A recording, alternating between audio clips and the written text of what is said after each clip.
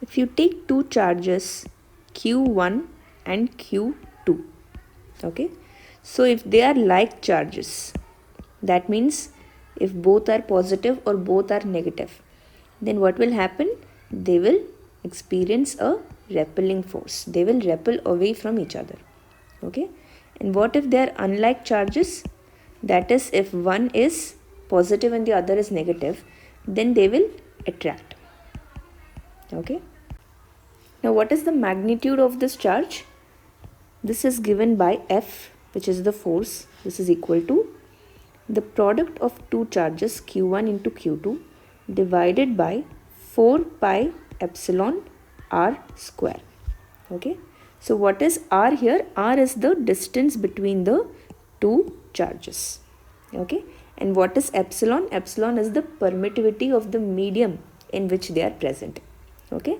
And if they are present in air itself, that is free space, then epsilon will be simply equal to epsilon naught, which is the permittivity of free space.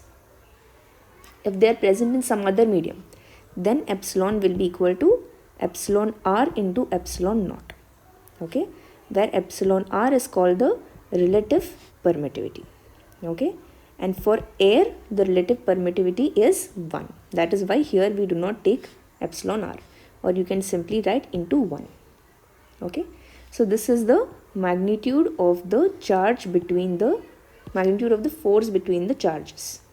Okay, now what about the direction of the force? Okay, so again, if you consider the two charges here, Q1 and Q2, okay, if they are like charges, then what will happen?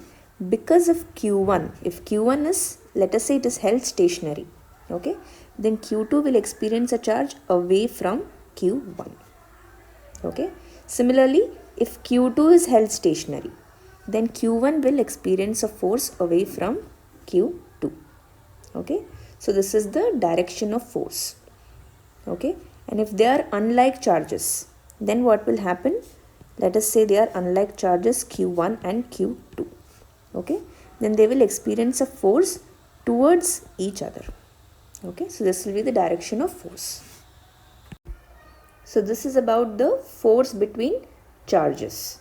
Okay, so this is given by the Coulomb's law. This is called as the Coulomb's law. Now after the Coulomb's law, after understanding the force, we will next move to the electric field lines. Okay, so electric field lines, they are actually nothing but imaginary lines which show the direction of the force if a charge is placed. So in order to understand this, we will take a charge plus Q. Okay, and let's say there is another charge, a positive charge here. Okay, now what will be the, if this is stationary. Okay, so this charge is held stationary. That means it cannot be moved. Okay, now in the presence of this charge plus Q, what will happen to this charge? This will experience a force in this direction, away from the charge. Why? Because both of them are positive charges. They are like charges. Okay, let's say somewhere here another charge is placed. What will be the direction of this force? It will be in this direction. Similarly, another charge if you're placing here, then the direction of force will be here. Okay, so anywhere, let's say you draw a line here. Okay, so anywhere along this line, let us say here you're placing a charge, or here you are placing, or here you are placing, you can get a straight line here which tells us that if a charge is placed anywhere on this line, then it will experience a force in this direction. Okay, similarly you can draw another line here. If the charge is placed here, then it is showing the direction of force of that charge. Okay, similarly you can now draw force lines. These are imaginary force lines. Okay, so they give the direction of a force experienced by any charge that is placed on these lines. So what are the electric field lines? They are imaginary lines which give the direction of force experienced by a positive charge. Remember, it should always be a positive charge. Okay, so this is by convention. When placed on it, okay, when placed on the line. Okay, so this is the electric field line. So why we are taking a positive charge only here? Because let us say on this line you are taking a negative charge. Then what will be the direction of force? It will be in the opposite direction. Okay, so the field lines will give only the direction of force for a positive charge. For a negative charge, the direction of force will be opposite to the direction of electric field line. Okay. Now once you understand the concept of electric field lines, it becomes very easy to understand potential difference, voltage and all of that. Okay. So let us now see what is the potential difference. Okay. Now here we will take a line, an electric field line.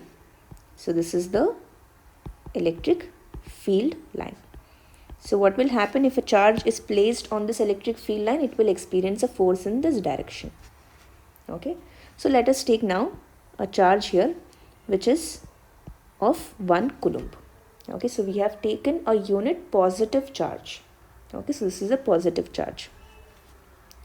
Now this charge will experience a force in this direction. Now let us say this point is A and this point is B. Now we want to move the charge, the 1 coulomb charge, from A to B. Okay, A to B. Now you can see that the direction of this movement is opposite to the direction of the force experienced by this 1 coulomb charge. So what will happen in such a case? You have to spend some energy. Okay, you need to do some work there because it is in the direction opposite to that of the force. Okay, so this you will understand better if you take the example of gravitational force. Okay, let's say you are holding a ball. Okay, so this is the floor. Now what will happen if you leave the ball? It will immediately drop down. You don't need to apply any energy. Okay, but let us say you have to move the ball up. Then what will you do? You have to throw it up. You have to use some energy in order to throw it up. Okay, so why? Because the gravitational force is in the downward direction. You don't have to do any work to make the ball move in the downward direction. But if you have to make the ball move in the upward direction, then you have to spend some energy. Okay, or in other words, you have to do some work. Right? So why? Because of the gravitational force. Similarly, if you take here, since 1 coulomb charge, it is experiencing a force in this direction and you are trying to do in the work in the opposite direction, you need to do some external work.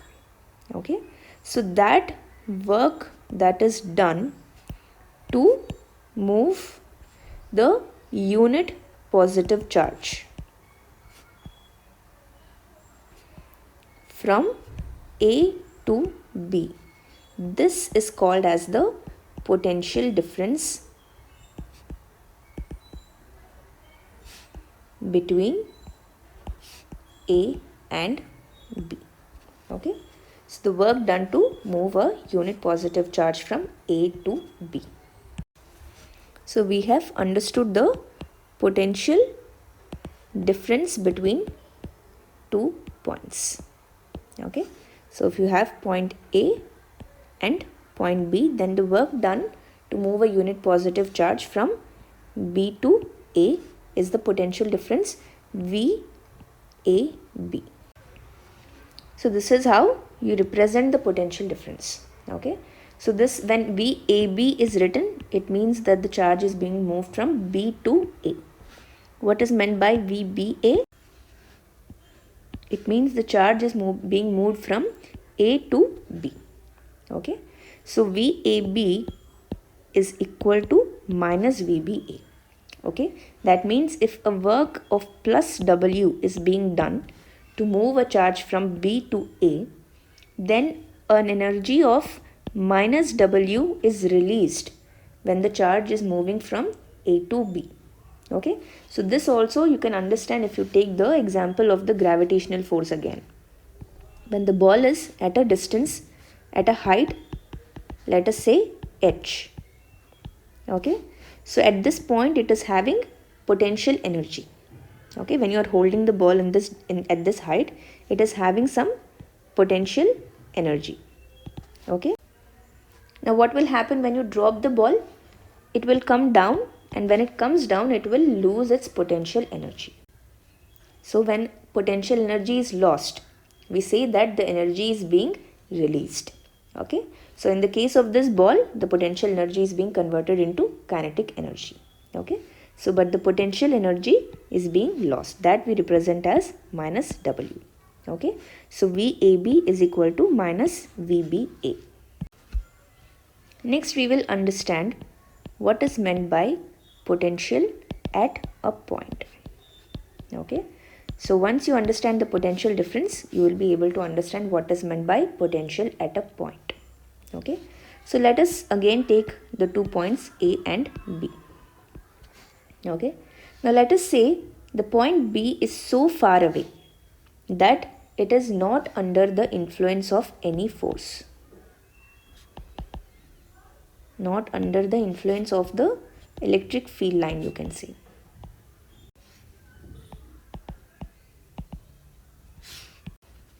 When it is not under the influence of any force, then the energy that is possessed by that charge will be 0.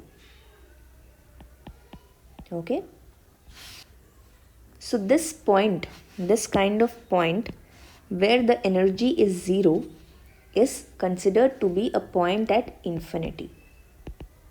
Okay, so any point, it does not need to be at an infinite distance, but any point where the energy is 0, that means any point where there is no influence of the electric field, that point we call to be at infinity.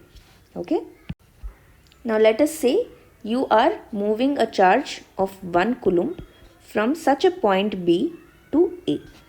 Okay, then the work done in order to move the charge from infinity to point A is called the potential at that point A. Okay, so this is nothing but the potential difference only, but that other point, the second point, is at infinity. Okay, so that is the difference between potential difference and potential at one particular point.